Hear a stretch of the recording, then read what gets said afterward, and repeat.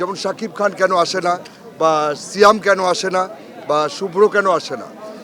একটা মানুষ যখন কাজে ব্যস্ত থাকে সে কিন্তু সবসময় আসতে পারে না। ইলেকশনের যেদিন ভোট হবে সেই দিন তারা আসে কিনা সে তখন দেখবেন আপনারা।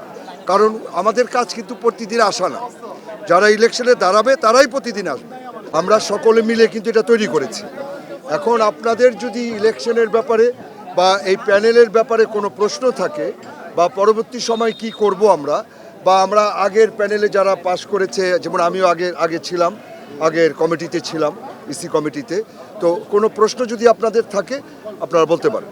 শুনেন, মানুষ মাত্রই ভুল, ভুল আমাদের হবেই। আমরা ভালো কাজ করতে যাব তখন আমাদের কিছু না কিছু ভুল থেকে যাবে। আগের ভুলকে শুধরানোর চেষ্টা করব। আর একটা জিনিস খুব ভালো করে জানেন, 5ই অগাস্টের পর আমাদের অনেক শিল্পী রিটায়ার করেছে, অনেক শিল্পী হয়তো বাইরে গেছে, আসে নাই, এবং অনেক শিল্পী অসুস্থ।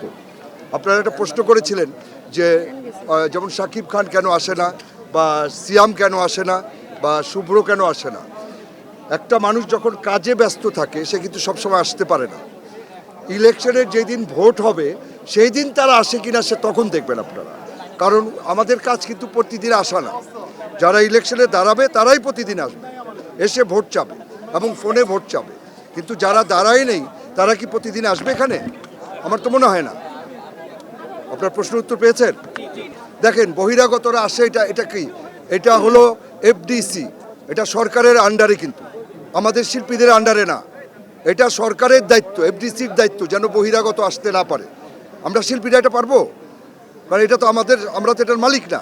আমরা এখানে শুটিং করি, জাস্ট আমাদের একটা সমিতি আছে, এটা সরকারের দায়িত্ব, এফডিসি এটা দেখবে।